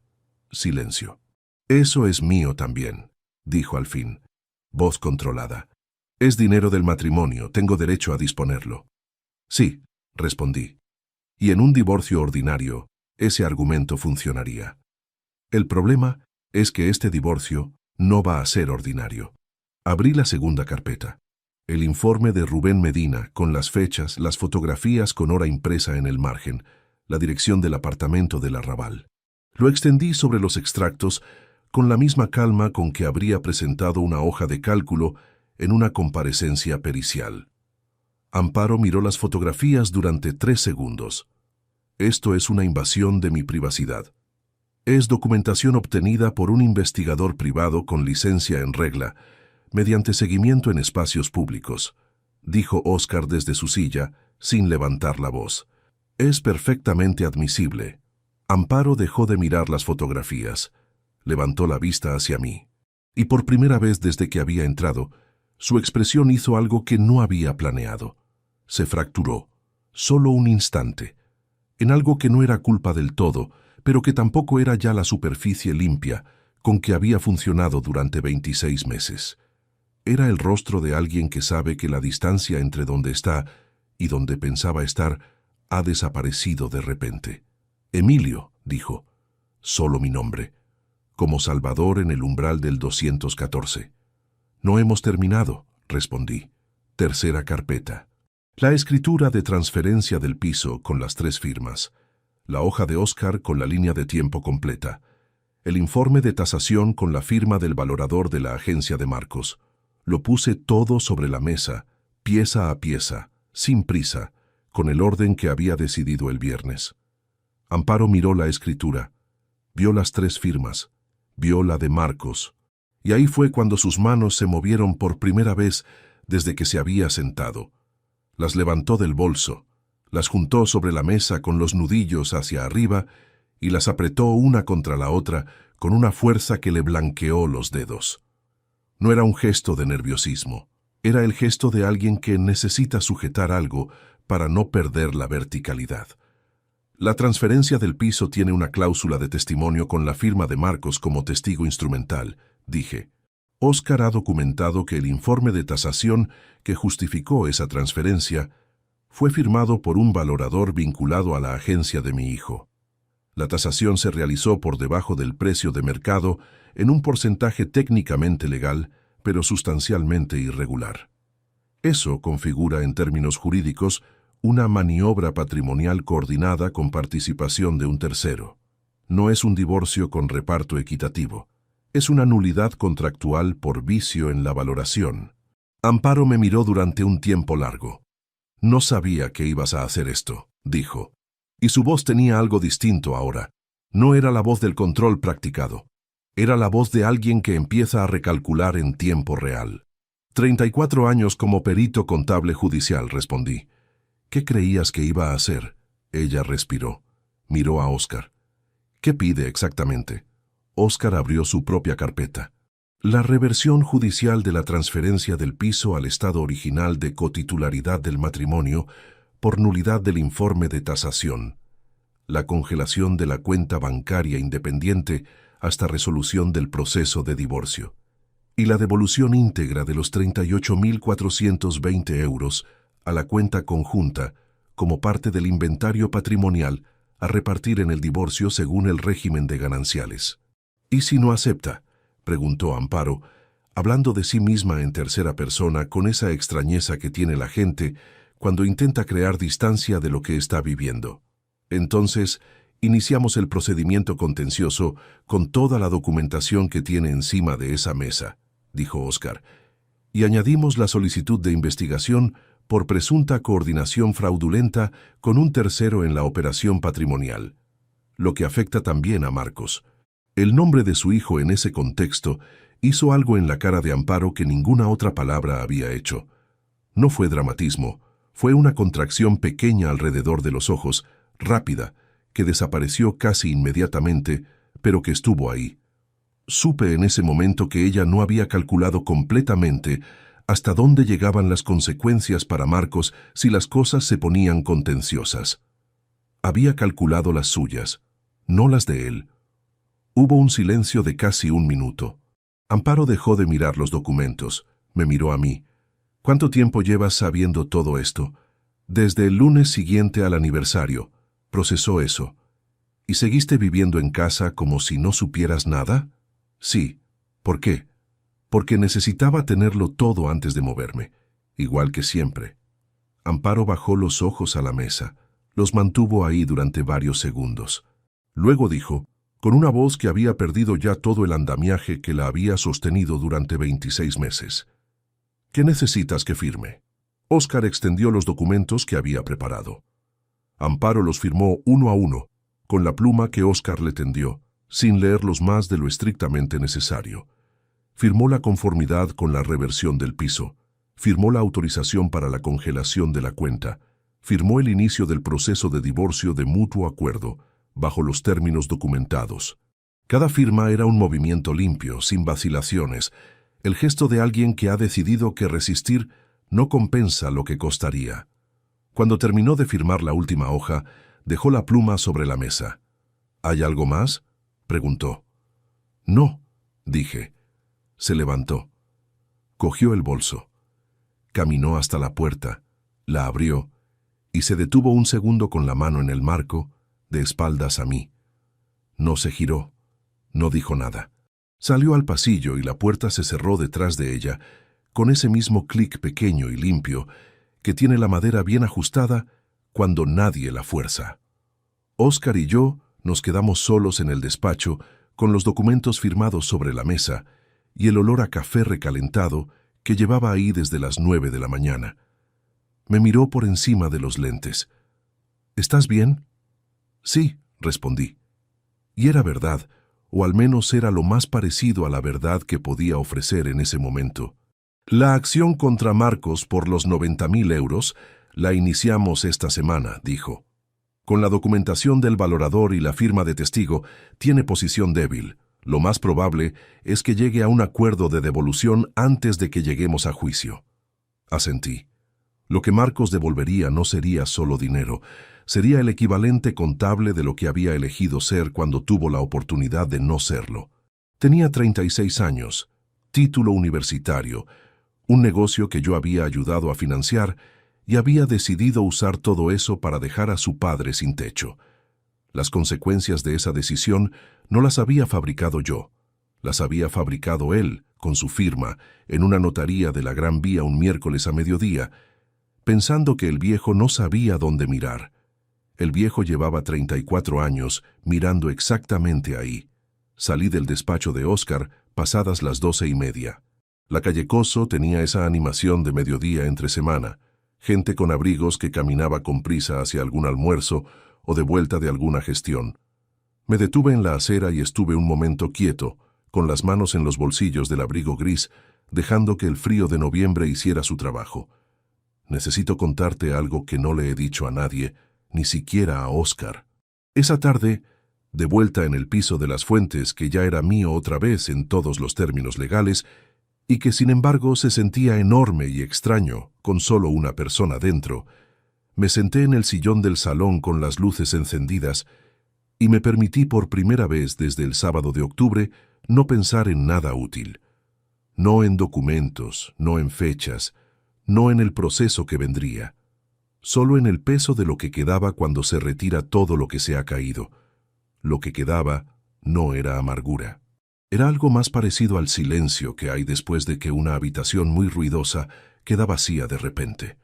Un silencio que al principio desorienta porque uno estaba acostumbrado al ruido, y que después, cuando los oídos se adaptan, resulta ser la única condición en que ciertas cosas pueden escucharse. 4 semanas después de la firma, reservé el cuarto 214 del Hotel Palacio de los Navarros. No sé explicar completamente por qué lo hice. Sé que no fue nostalgia. Sé que no fue el deseo de revivir nada, ni de machacarme con lo que había ocurrido en ese mismo espacio. Fue algo más parecido a la necesidad de cerrar un círculo mirándolo de frente, de ocupar el mismo lugar desde el que había empezado todo esto y ver qué aspecto tenía ahora que sabía lo que sabía. Llegué antes, como siempre. Fernando estaba detrás del mostrador. Me reconoció. No dijo nada. Solo me tendió la llave con una discreción que le agradeceré siempre. La discreción de un hombre que aquella tarde de octubre eligió hacer lo correcto cuando habría sido más fácil no hacer nada. Subí las escaleras. El pasillo tenía la misma moqueta Burdeos, los mismos apliques amarillos, el mismo olor a lavanda. Abrí la puerta del 214, entré, la cerré detrás de mí y me senté en el borde de la cama con el abrigo puesto. La habitación era exactamente igual. Las cortinas semicerradas, la lámpara de mesilla, la cama de hotel con su colcha neutra. No había ninguna maleta sobre ella. No había ninguna línea de luz bajo la puerta del baño. Solo la habitación, vacía y muda, sin más significado que el que yo le diera. Estuve sentado allí 20 minutos sin encender ninguna luz extra, con el frío del abrigo todavía en el tejido y el silencio del hotel a media tarde entrando por debajo de la puerta. Pensé en los botones del traje azul marino de mi tío Gerardo, que Amparo y yo tardamos 20 minutos en abrochar en una sacristía de San Pablo, riendo como idiotas. Pensé en la mesa de la cocina de la calle Contamina, con el flexo encendido y los apuntes extendidos mientras ella dormía con la puerta entornada. Pensé en el hospital Miguel Servet y en un bulto pequeño envuelto en una manta verde que era mi hijo. Pensé en Salamanca y en el vino barato, y en una frase que alguien dijo una noche de noviembre 20 años atrás y que yo había guardado sin saber que la guardaba. Todo eso existió. No hay documentación que lo borre, ni escritura notarial, ni firma de testigo, ni cuenta bancaria oculta. Existió con la misma solidez con que existió el trabajo de 34 años, con que existió la hipoteca de 16, con que existieron los laudos firmados uno a uno hasta construir una reputación que nadie había regalado. Lo que me robaron no puede devolvérseme. Eso lo sé. La justicia restituye lo material y deja el resto exactamente donde estaba, en ese espacio donde los números no llegan y donde uno tiene que arreglársela solo con lo que encuentra. Pero lo que no se puede robar, lo que ningún plan de 26 meses puede tocar, es lo que uno decide hacer con lo que queda después. Me levanté del borde de la cama. Me abroché el último botón del abrigo. Miré la habitación una vez más, sin prisa, dejando que los ojos la recorrieran de esquina a esquina, y luego abrí la puerta, salí al pasillo y la cerré detrás de mí con la misma suavidad de siempre. Bajé las escaleras, crucé el vestíbulo. Salí a la calle empedrada con el frío de diciembre en la cara, y esta vez las manos no temblaron. Un hombre que llega antes a todo sabe también cuándo es el momento exacto de irse, y ese momento, en esa acera, a esa hora, fue el primero en mucho tiempo en que llegar antes no significaba esperar a nadie, solo significaba empezar. Si te gustó esta historia, dale like al video, suscríbete al canal y comparte tus impresiones en los comentarios. Para escuchar la próxima historia, haz clic en la caja de la izquierda. Gracias por vernos.